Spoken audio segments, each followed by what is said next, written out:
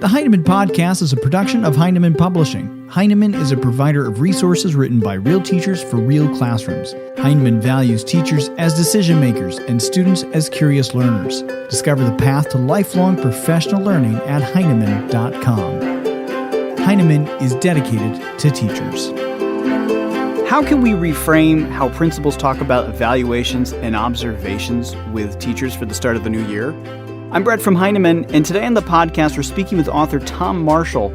He's written Reclaiming the Principalship, Instructional Leadership Strategies to Engage Your School Community and Focus on Learning. And we thought for the beginning of the school year, we should talk to Tom about why it's such a crucial time to be talking about evaluation conversations, observations, and how we can reframe our thinking, which is where we started our conversation.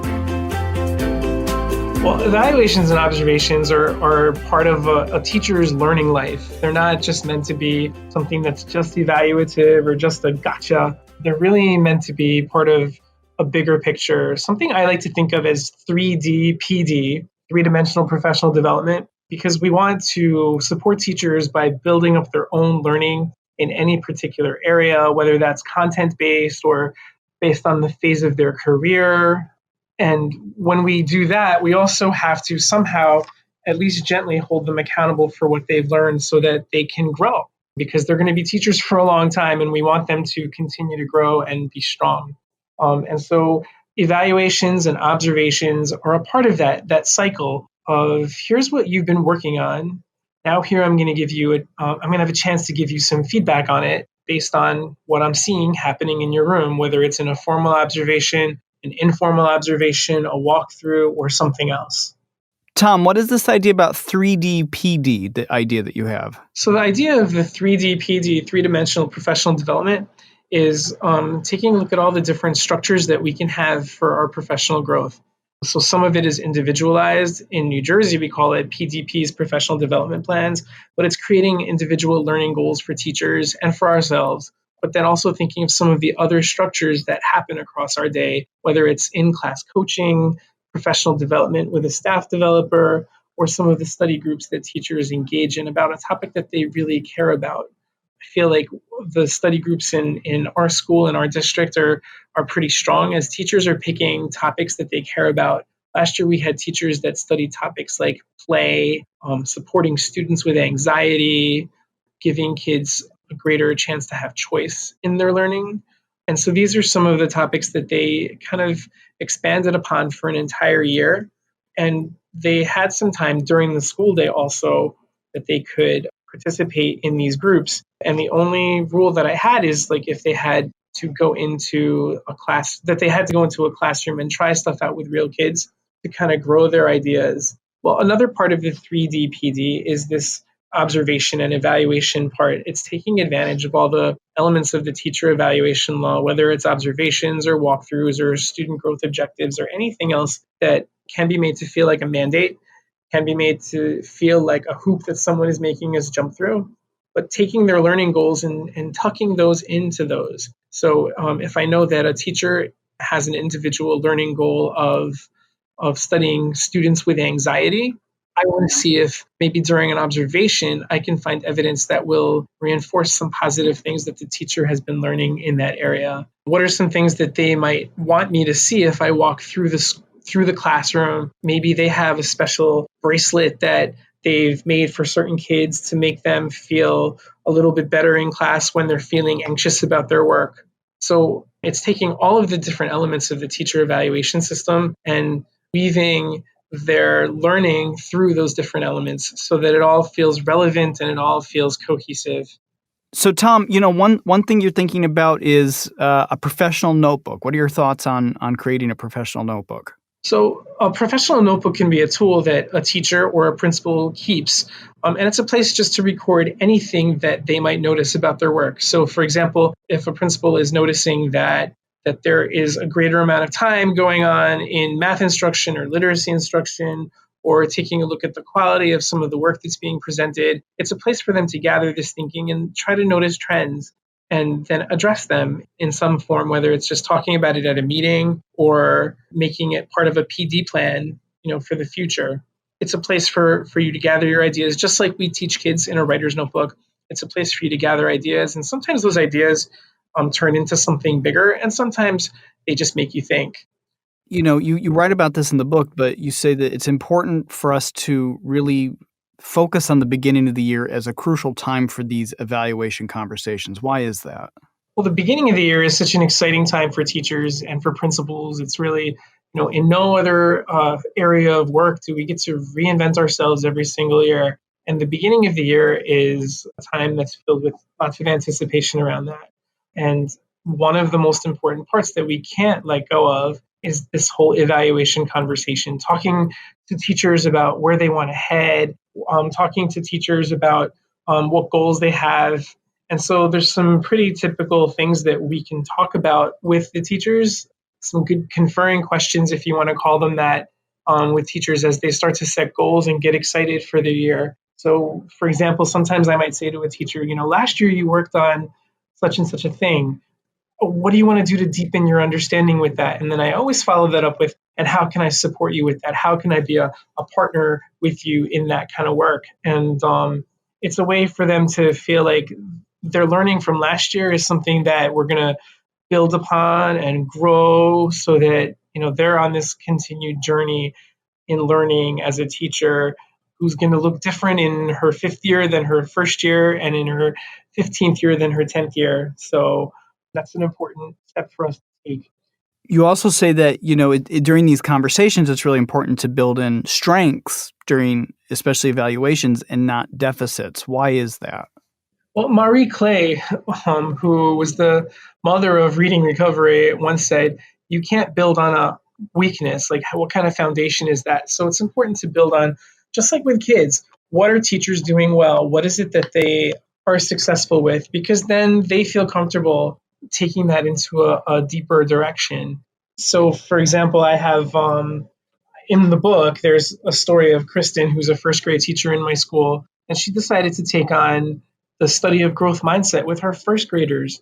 And it was something that she was just motivated by because of something that she had done, earlier. And she had comfort in it, but she wanted to explore it more because she was curious herself. How did the growth mindset process go when she was doing that? So Kristen had identified herself as someone that wanted to study growth mindset with her kids. And how do we take this really deep, sophisticated theory and translate it into a way that 1st graders can understand and 1st graders can use? And so she and I entered into an exploration together of that. Similarly, with Kristen, another year, she wanted to take a look at math and the way that she teaches math. We were using a program that she felt wasn't doing enough to enrich the math learning for her highest kids. So we got into a conversation about, well, what is it about the math that you feel is limiting? She built that into a conversation that led to a bigger thing about relevance. She found that the homework and the different activities that the math program was asking her kids to do was really not something that they would care about. And so the conversation went from being about a math program to math in general to relevance. And then that's something bigger that can then spill over into other subject areas as well. It turned into a study that she engaged in for a couple of years. And it's been an amazing thing to watch that unfold in her class. I go in and I coach teachers a whole lot. And sometimes you wonder, what do you do to coach those really strong teachers, the ones that are, proficient and engaged and interested? Sometimes you feel like they know way more about something than you do. And that can be pretty frustrating as a coach. Last year, I went into Kristen's room for a coaching residency where I was in there for a whole week. And we kind of explored the idea of creating a project for her strongest math students that would feel relevant to them. And so they created this recycling bin during their unit of study on measurement. And it was a great way for Kristen and for me to explore together and learn together. And that's some of the work that we can start thinking about in September, is how will we support all of our teachers in some way throughout the year. I love that, Tom. I love that, especially because it really shows how you're a partner in the thinking there, and how you are a learning partner, as you said earlier. That's a really great example. That's wonderful. And it also sort of kind of goes into the next thing, which is you talk about how successful evaluations don't just help the adults in the school, but they also benefit the students. And very much so, you showcase that in that example. Say more about how they benefit the students. Well, the students definitely will benefit when their teachers' skills grow. And we see that in the really obvious ways like test scores, but we also see it in the way that when students are in the classrooms of teachers who identify themselves as learners as well, who are not afraid to be coached in front of their kids, who kind of use language that says things like, something that I'm studying, boys and girls, is, or when they say that they're going out for a workshop, instead of calling it a workshop or calling it PD, they say, boys and girls, I'm going out for a learning day. All of a sudden, it seems more real. It's not just another hoop that an adult is making them jump through. All of a sudden, it's something that's a way of life. And that can help create such a positive culture and climate for learning in a school, no matter what age level we're working with. I mean, and that definitely does reframe our thinking around that learning. That's a really great tip. Something else that you talk about, throughout the section on reframing our thinking around evaluations and goals is sometimes we have these conversations about, moving past both compliance and then non-compliance. How can we in our conversations sort of nudge past either compliance or non-compliance? What's your thinking there? Well, a couple of years ago, a bunch of coaches and principals who I work with did a study of this whole topic of engagement and compliance and non-compliance. And one of the things that we found was, if we look at it in terms of a continuum, we want to move kids out of the realm of compliance and teachers out of the realm of compliance into real engagement and eventually empowerment.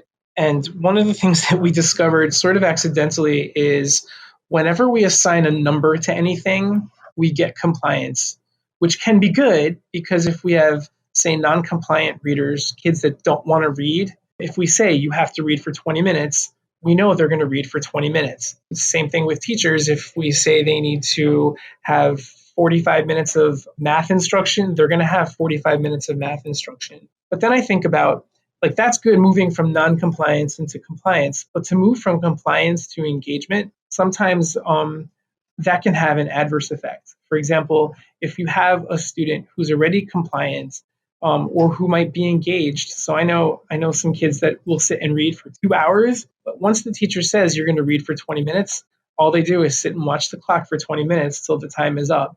And so when we assign a number to anything, you get compliance, which is great, and it's horrible at the same time. And moving into engagement, one of the things that we found had a great impact on the level of engagement that both students and teachers had is when they had some sort of element of choice around the procedure, around the content or the material, when they had choice in who they would work with or if they would work alone or the format with which they would present their learning. That was one of the elements that gave us greater engagement. Another thing that gave us greater engagement was when they had a sense that they had some knowledge, like they had some strength in their own understanding of the topic. And so it's important to build some of that content knowledge too, so that when kids and when teachers are making these choices, they feel confident in what they're working on. That's an extremely important thing, but we can't just fall into the trap of just worrying about content knowledge. We need to also give kids and teachers lots of time to practice and experience what they're working on. My thanks to Tom Marshall for his time today. Again, his book is Reclaiming the Principalship, Instructional Leadership Strategies to Engage Your School Community and Focus on Learning. You can also follow Tom on Twitter at TomLitTogether, L-I-T together, all one word. And for more information on Tom and to even read a transcript of this podcast, check out blog.heinemann.com for more. Thanks for listening.